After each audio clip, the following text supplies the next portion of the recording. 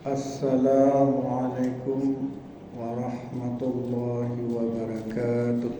Waalaikumsalam.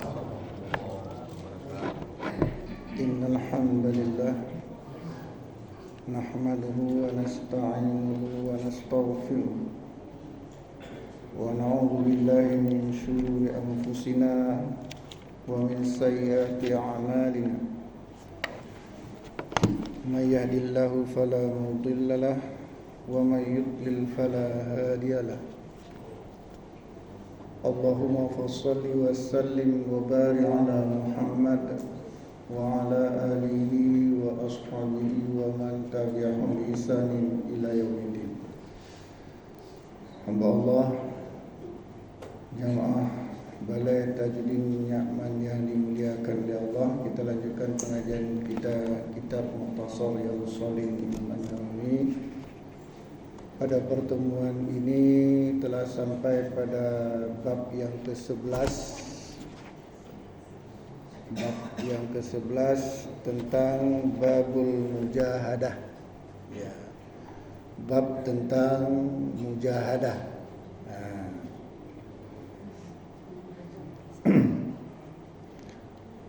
Apa itu mujahadah ya? Sering sekali kita dengar al-mujahadah. Ya. Oh ya. Gimana cara kita turunkan? Oh ya. Oh ya. Pas. Ya. Ya. Jadi mujahadah. Ya, jadi mujahadah ini asal katanya adalah ya jahadah. Kemudian ada juga nanti hubungannya dengan mujahid. Ya, kalau sudah mujahid nanti hubungannya dengan qital. Kalau hubungan dengan qital nanti akan terkait dengan jihadu fi sabilillah. Berjihad di jalan Allah. Jadi jihad itu atau mujahadah itu ada dua. Para ulama membagi mujahadah itu atau ya jihad itu ada dua. Satu maknanya adalah qital, jihadu fi sabilillah. Berperang di jalan Allah. Yang kedua adalah mujahadah. Dalam makna adalah bersungguh-sungguh. Bersungguh-sungguh. Ya. Ada sebuah hadis. Hadis ini ya hadis diriwayatkan oleh Imam Ahmad. Ya, dan disahihkan oleh Al-Hakim dan lainnya yang di mana Rasulullah sallallahu alaihi wasallam bersabda, al-mujahidu man jahada nafsahu fi ta'atillah wal muhajiru man hajara ma nahallahu anhu. Artinya apa?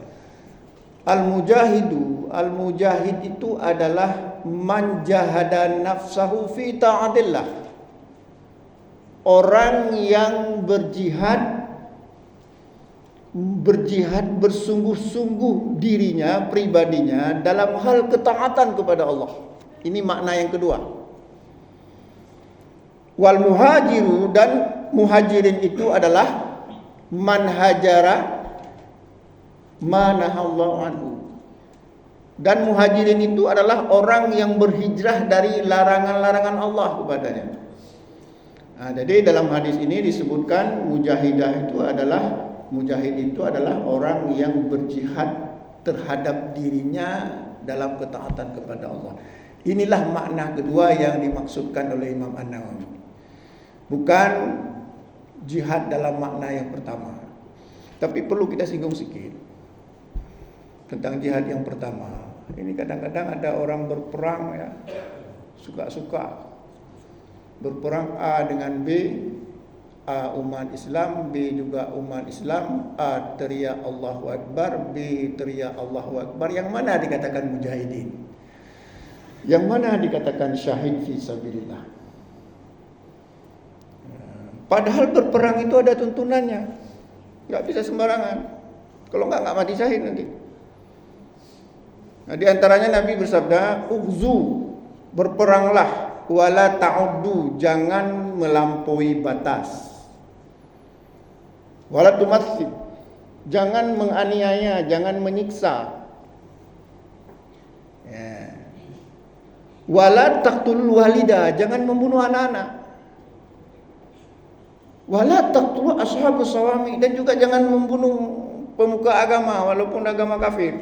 Enggak boleh membunuh pendeta, enggak boleh membunuh biksu, enggak boleh membunuh rahib, enggak boleh membunuh wanita." Ada satu riwayat yang sahih, ternyata ada perempuan yang meninggal ketika perang. Terus kemudian Nabi mengatakan, ya, kemudian sahabat mengatakan bahwa naha Nabi sallallahu alaihi wasallam an qatlin nisa'i wa sibyan as-sibyan. Rasulullah melarang, ya, membunuh wanita wa sibyan. Sibyan apa? Anak-anak. Nah, sekarang bagaimana orang berperang sekarang? Rata semua. Bahkan dalam riwayat lain Nabi melarang membakar kebun, memotong kayu yang sedang berbuah, membakar bangunan. Tapi sekarang bagaimana berperang? Cari si Udin, ada 5 orang Udin itu yang 5 itu udah habis semuanya. Ada satu bersalah, rumah-rumah deretan itu dibakar semuanya. Ya, orang belum tentu bersalah main tembak saja. Apa itu mati syahid? Jadi uzu, kata Rasulullah, berperanglah wala ta'uddu, jangan melampaui batas. Makanya kalau kita lihat dulu perang antara orang Kristen dengan orang Islam di Ambon, kalau ketemu mayat hanya 1 tusuk, 2 tusuk, itu pasti mayatnya orang Kristen. Tapi kalau ketemu mayat hancur, itu mayatnya orang Islam. Kenapa? Karena dulu orang Islam sebelum berjihad itu masuk masuk pelatihan dulu, masuk ngaji dulu, dorah jihad, diajarin bagaimana cara berperang. Tanya kan, yang timbak aju, gimana? Di sana teriak Allahu Akbar, di sini teriak Allahu Akbar. Yang mana yang dikatakan yang benar? Bahkan dalam satu hadisnya yang lain Nabi mengatakan, laisa minna, bukan golonganku, man da'a ala asabiyah, orang yang menyuruh kepada kelompok-kelompok tertentu. Wa laisa minna, dan bukan golonganku, man qatala ala asabiyah, orang yang berperang membela kelompok-kelompok tertentu. Wa laisa minna, dan bukan golonganku, man mata ala asabiyah, orang yang mati membela asabiyah. Nah, ini kadang-kadang kita berperang membela kelompok-kelompok tertentu. Yang kita bela adalah Islam. Itu mujahid dalam pengertian yang pertama. Dan yang berperang dengan kita itu kafir, apa namanya? Kafir ada 2. Ada kafir dhimmi, ada kafir harbi. Yang berperang dengan kita itu kafir harbi, bukan kafir dhimmi. Apa itu kafir harbi? Orang kafir yang menyerang kita, yang berperang menghancurkan kita, itu yang kita boleh diizinkan berperang. Tapi kalau kafir dhimmi turis, kepayak bom turis semua. Kena bom bunuh dia, bom turis, itu kafir dhimmi, enggak boleh.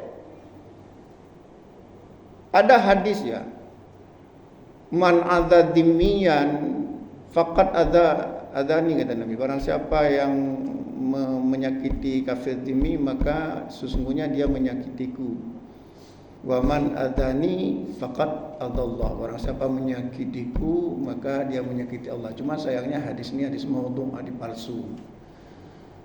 Ya, hadis palsu memang hadis ini. Ya enggak usah diamalkan, saya menyampaikan saja, jangan sampai berdalil dengan hadis ini.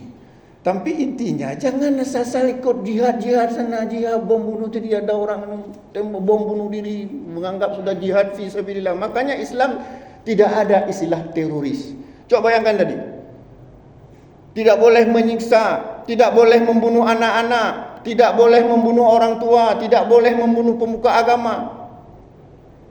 Itu sangat jauh dari prinsip teroris. Kalau teroris mana ada? Jadi sebenarnya siapa yang teroris? Makanya orang kalau belajar benar-benar bagaimana berjihad itu jauh sekali dari apa?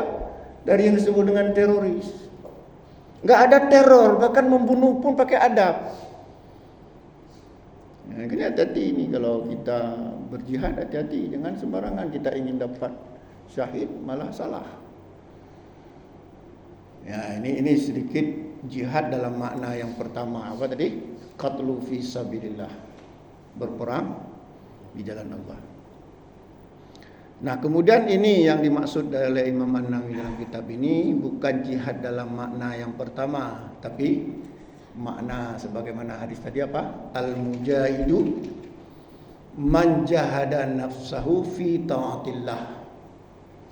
Ya, mujahid itu adalah orang yang berjihad pada dirinya terhadap dirinya dalam hal ketaatan kepada Allah. Karena taat itu berat, butuh sungguh-sungguh, butuh jihad.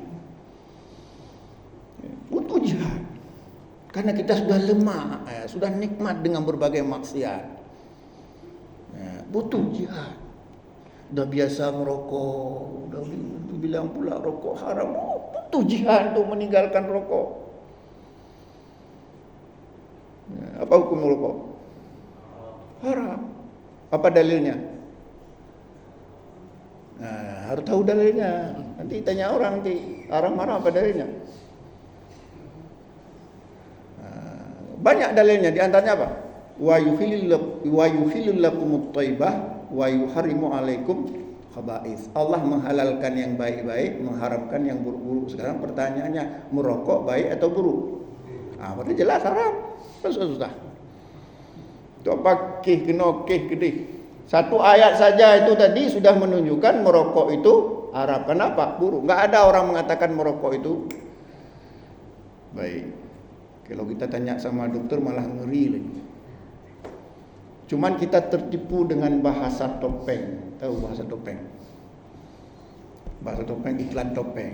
Jadi kalau kita lihat iklan rokok digambarkanlah orang maco kan berotot seolah begitu merokok langsung tumbuh otot. Jadi orang merokok merasa dia seperti itu.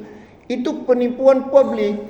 Penipuan itu bahasa topeng. Yang benar apa? Seharusnya digambarkan orang hampir mati lagi.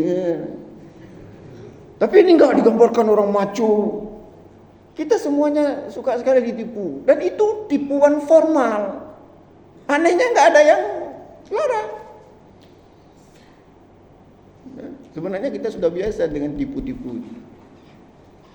Iklan rokok, gambarkan seolah merokok itu ganteng sekali. Marlboro. Bahasa topeng. Menurut Mukhtar Pabo Tinggi itu termasuk bahasa topeng. Nah, kemudian dalam kitab ini ada dikutip firman Allah surat Al-Ankabut ayat 69. Qala Allah Ta'ala Allah berfirman, walladzina jahadu fina, orang-orang yang berjihad dalam membela agama kami, lanahdiyannahum subulana, maka akan kami berikan dia petunjuk dari berbagai jalan. Allah akan memberikan hidayah dari berbagai jalan. Berbagai jalan. Wa innallaha lama'al muhsinin. Sesungguhnya Allah bersama orang-orang yang berbuat kebaikan. Dan para ahli tafsir menjelaskan bahwa maksud subulana itu bukan berarti jalan Allah itu banyak, tidak jalan siratal mustaqim itu banyak, enggak. Jalan Siratal Mustaqim itu tetap satu. Cuman satu ini dia punya banyak ruas jalan. Kayak jalan besar kan, ada bisa lewat labi-labi, bisa lewat motor. Karena jalan Allah itu tetap satu. Dalam surah Al-An'am ayat 153 Allah berfirman, wa anna hadza sirati mustaqima fattabi'uhu wa la tattabi'u subula fatafarraqa bikum an sabili. Sesungguhnya inilah jalanku yang lurus, kata Allah. Ikutilah jalan yang lurus tersebut. Satu. Wala tattabi'u subula, jangan kamu ikuti jalan-jalan yang banyak. Fatafarraqa bikum an sabili. Nanti akan sesat dari jalannya. Dan Allah itu satu. Enggak ada duanya. Ya. Itu subul. Jadi bukan dikatakan nanti jalan banyak-banyak, ada jalan Syiah ya, Mu'tazilah, itu salah. Dan Allah itu cuma satu. Ada ciri-cirinya jelas. Ya. Dan ciri jalan yang lurus itu sudah pernah kita sampaikan ya. Nanti kalau ada waktu kita akan jelaskan lagi. Nah, kemudian ada hadis dikutip di sini wa an Ibnu Abbas, hadis dari Ibnu Abbas radhiyallahu anhuma, semoga Allah meridai keduanya ya. Keduanya maksudnya Ibnu Abbas dan anaknya ya, anak dan ayahnya.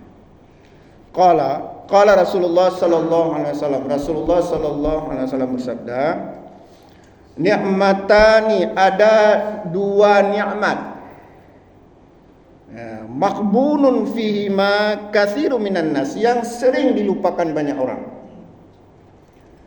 Ada dua nikmat yang sering dilupakan kebanyakan orang. Apa saja kata Nabi? Ya. As-sihhatu, kesehatan, wal furaq, dan faraq, ya. Dan al-faraq, waktu luang. Waktu.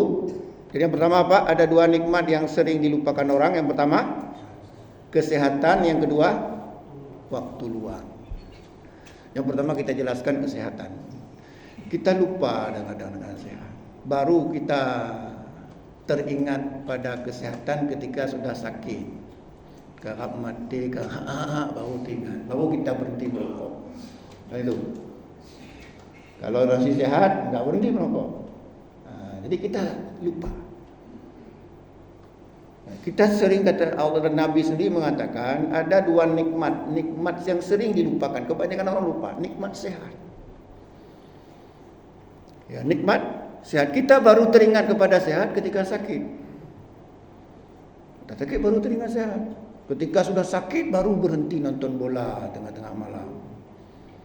Kalau masih sehat enggak peduli. Sudah sakit baru. Nah, cuman kalau sudah sakit kita diharuskan berobat. Kata Nabi, innallaha khalaqad da'a wa dawa fatadaw wa la tadaw biharamin. Sesungguhnya Allah menciptakan penyakit dan obat. Berobatlah, tapi jangan berobat secara haram. Ada yang tanya sama saya, Ustadz bilang setiap penyakit ada obatnya. Ya kan? Sebagai hadis tadi, innallaha khalaqad da'a wa dawa fatadaw wa la tadaw biharamin. Hadis ini sahih. Sesungguhnya Allah menciptakan penyakit dan obat. Berobatlah, tapi jangan berobat secara haram. Tapi kenapa aid itu belum ada obatnya? Itu pertanyaannya. Gimana kita menjawabnya? Ya, kan tadi Nabi mengatakan sesungguhnya Allah menciptakan penyakit dan obat. Setiap penyakit berarti ada obatnya. Tapi kenapa aid itu, penyakit aid sampai sekarang nggak ada obatnya? Kenapa? Ada nggak? Sudah ditemukan nggak obat aid? Ada? Nggak ada. Cuma hanya mengurangi saja, ya. Nggak ada ditemukan. Kenapa? Karena aid itu bukan penyakit, itu azab. Kalau azab nggak akan ada obatnya sebelum yang mendatang, sebab penyebab azab itu tidak kita hilangkan. Apa sebab terjadinya aid? Itu kan terjadi terjangkitnya aid itu, penularan aid itu pada hubungan homoseksual.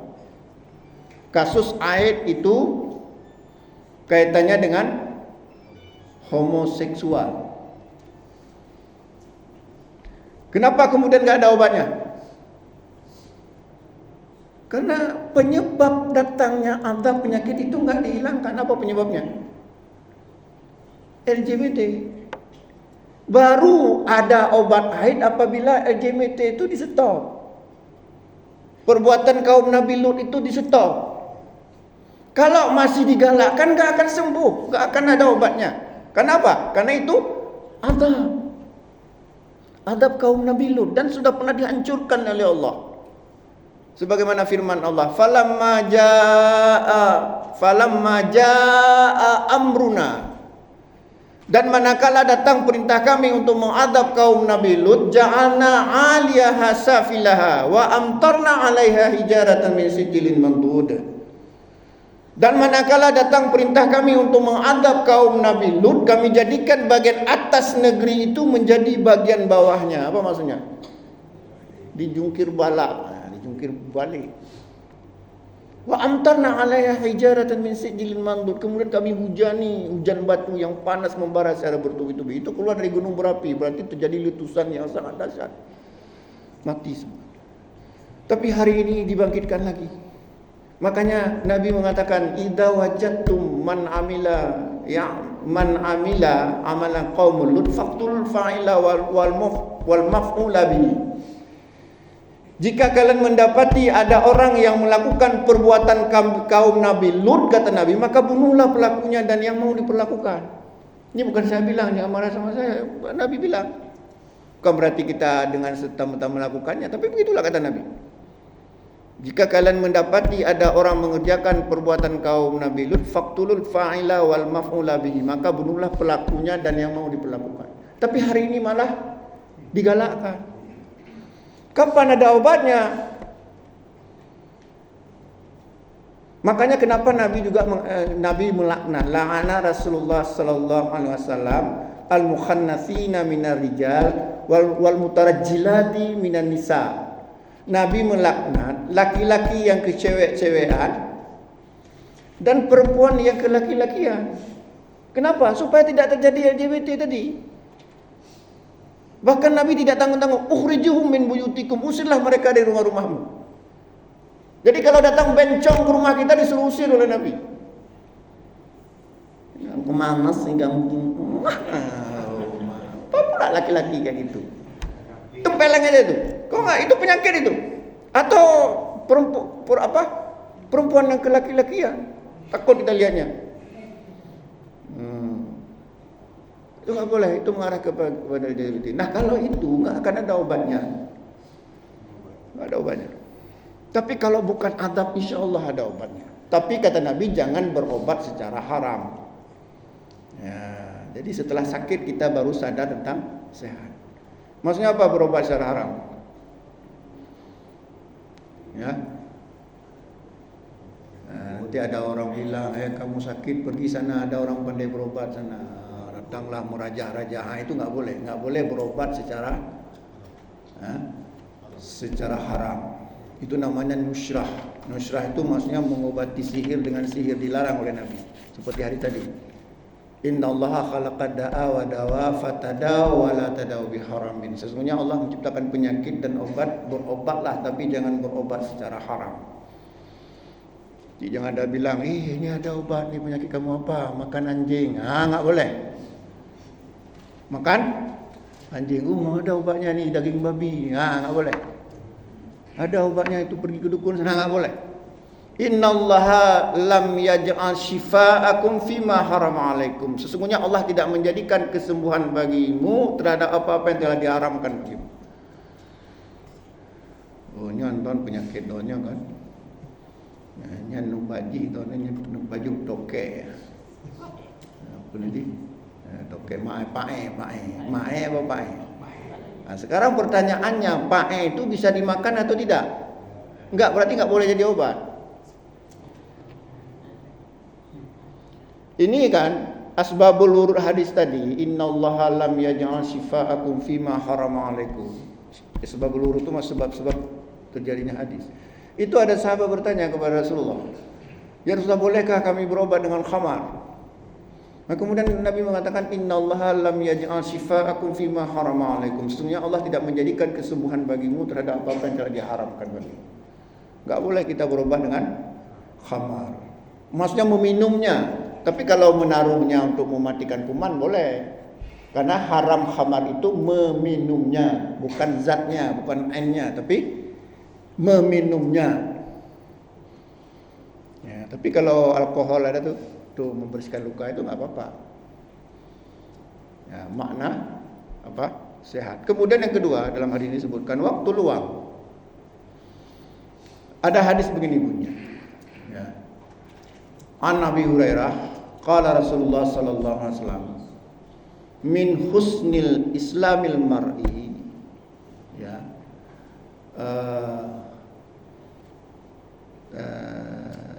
tarkuhu ma lam ya'nihi. Tanda ya bagusnya Islam seseorang, kata Nabi, dia meninggalkan hal-hal yang tidak bermanfaat. Ya. Nah, seringkali kita menghabiskan waktu luang dengan hal-hal yang tidak bermanfaat, cang panah. Om ajak kemawi. Jak kemawi 4 jam cuma dapat apa? Bilih itu beberapa ekor. Apa salahnya pergi ke Lambaru dapat sapu raga? Dia menghabiskan waktu hal-hal yang tidak bermanfaat. Yang anehnya justru bulan puasa, bulan Ramadan kita mengisinya dengan ibadahnya pula lele-lele. Hal-hal tidak bermanfaat. Ingat, waktu yang telah pergi itu nggak bisa kita tarik lagi. Coba bayangkan kita merasa umur saya sekarang sudah berapa, habis waktu terbuang percuma. Seandainya saya menghafal hadis misalnya 10 tahun yang lalu, sekarang sudah berapa hadis. Tapi ini nggak ada hafal hadis, lalai aja. Sana sini warung kopi ini bahas politik segala macam. Waktu telah pergi itu nggak bisa kita balik lagi. Inilah yang kata Nabi. Nikmat waktu, tapi nggak kita manfaatkan dengan hal-hal yang baik. Kita lebih banyak hal-hal yang sia-sia. Dalam hadis yang lain Nabi mengatakan, ya, inna min husnil islamil mar'i, ya, qillatul kalami fima la ya'nihi. Sesungguhnya tanda bagusnya Islam seseorang, dia sedikit berbicara terhadap hal-hal yang tidak bermanfaat. Jadi hal-hal yang tidak bermanfaat sedikit saja dia. Tanya kau ni, lu dah ada berhabat masuk lonceng kadang. Hal-hal yang tak bermanfaat, bahas politik sana, yang jadi presiden orang juga, kadang-kadang yang jadi gubernur orang juga, yang jadi orang juga. Kita sibuk aja mengkaji siang malam, enggak ada manfaatnya untuk kita. Ya, tidak ada manfaatnya. Sedikit manfaat. Jadi habis waktu nonton bola. Apa pasalnya? Apa hubungannya kita dengan Ronaldo? Dia orang Kristen, dia apa lantas kalau kita dukung dia masuk surga kita? Nyokong Ronaldo. Messi. Apa sih musuh Messi? Kalau sekedarnya bolehlah. Ini kita habis waktu untuk hal-hal yang tidak bermanfaat. Nah, inilah. Sementara waktu luang itu nggak bisa kembali. Coba nih adik-adik ini, coba ya, mulai sekarang jangan sia-siakan waktu hafal hadis. Kalau hafal Quran itu sudah banyak, walaupun tetap perlu. Tapi hafal hadis sekarang siapa? Jarang sekarang ada ma'had khusus menghafal hadis. Hafal hadis 1 hari coba minimal 2 hadis. 1 tahun sudah berapa? Nggak bisa kita mengisi pengajian seperti ini kalau nggak hafal. Saya kalau nggak hafal hadis nggak bisa ngisi pengajian. Nggak mungkin saya baca, itu nggak ada artinya pengajian, cuma baca aja. Siapapun bisa. Tapi kita harus hafal. Habis. Jadi ini hafal hadis. Siapa tahu di antara kalian ada yang hafal nanti 100.000 hadis seperti Ibnu Hajar Asqalani, sehingga beliau bergelar Al-Hafiz. Az-Zahabi menghafal 100.000 hadis bergelar Al-Hafiz. Az-Zahabi menghafal 100.000 hadis bergelar Al-Hafidh. Jadi gelar Al-Hafidh itu bukan hafal Quran. Hafal Quran itu sebenarnya dulu itu urusan anak-anak 7 tahun udah hafal Quran, enggak ada gelar apa-apa. Gelar Al-Hafidh itu hafal 100.000 hadis. Kita enggak hafal Quran sudah bergelar Al-Hafidh. Terlalu berlebihan. Sebenarnya hafal Quran itu sudah biasa. Cuma kita saja yang nggak bisa hafal. Tapi orang yang mendapat gelar Al-Hafiz itu hafal 100.000 hadis. Yang menghafal 400.000 hadis mendapat gelar Al-Hujjah seperti Imam Asy-Syafi'i rahimahullah. Yang mendapat gelar Amirul Mukminin fil hadis itu seperti Imam Ahmad bin Hanbal, hafal 1.000.000 hadis dengan sanad-sanadnya. 1.000.000 hadis, keluar. Nah, sekarang siapa di antara kita hafal 100 hadis misalnya?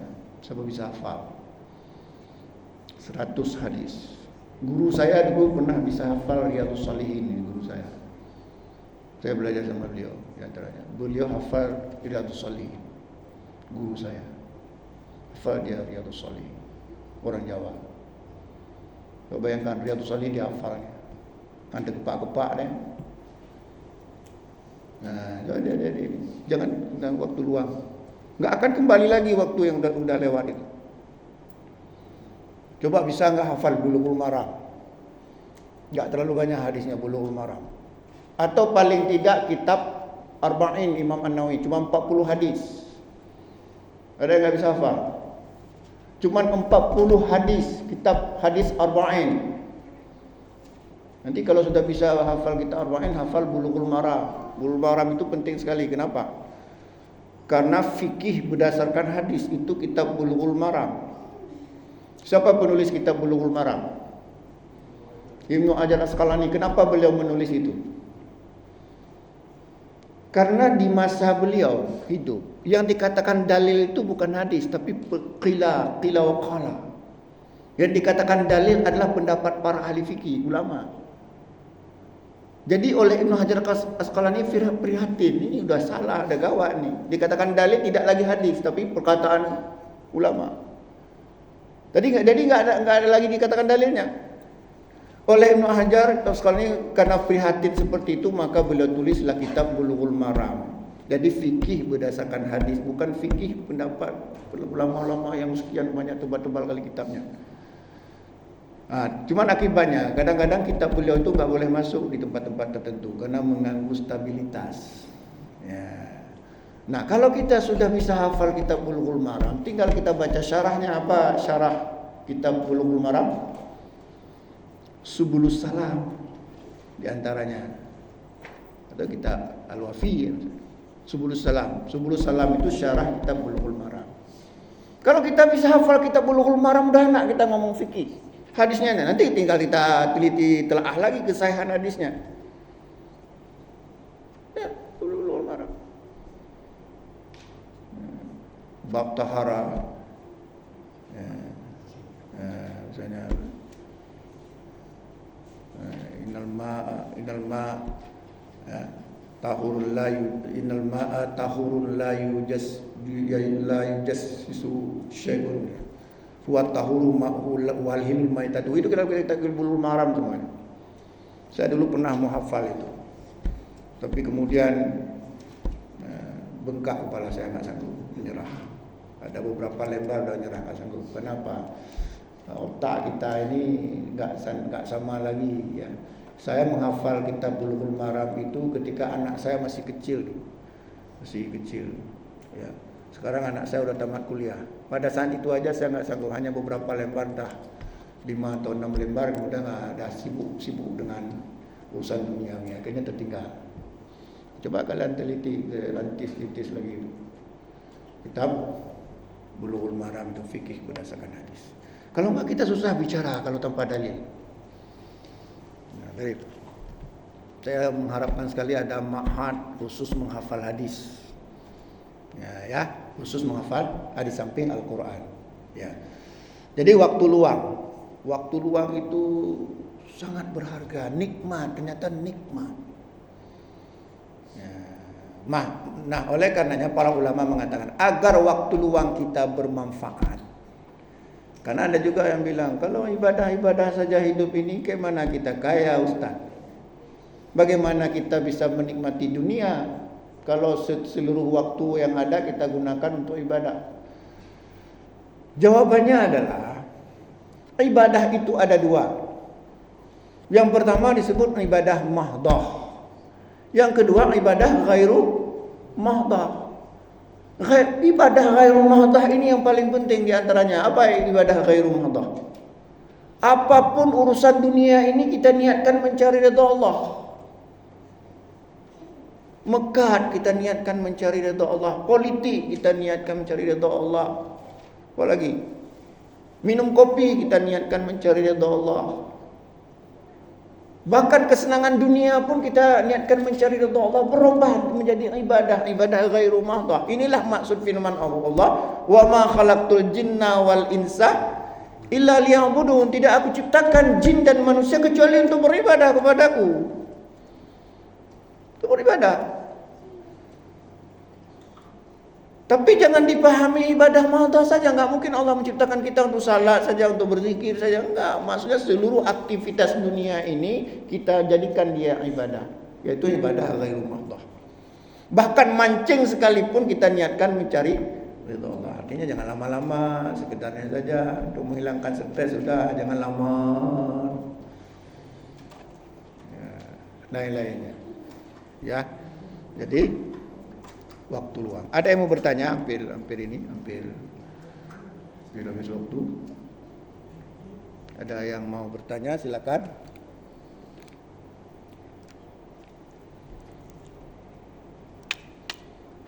Ada?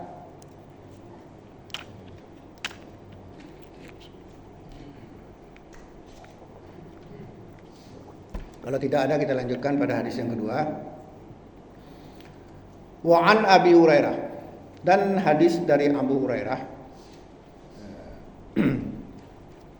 Kalau hadis yang pertama tadi diriwayatkan oleh Imam Bukhari ya, dan lainnya. Kemudian hadis ini ya juga diriwayatkan oleh Imam Bukhari, Muslim dan lainnya. Wa an Abi Hurairah radhiyallahu anhu, dari Abu Hurairah semoga Allah meridhoinya, anna Rasulullah sallallahu alaihi wasallam qala, sesungguhnya Rasulullah sallallahu alaihi wasallam bersabda, hujibatin nar bisyahawat, ditutupi neraka itu dengan syahwat.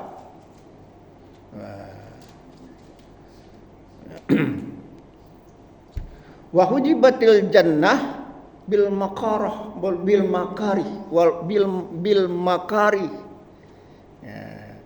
Dan ditutupi surga itu dengan hal-hal yang kurang disukai.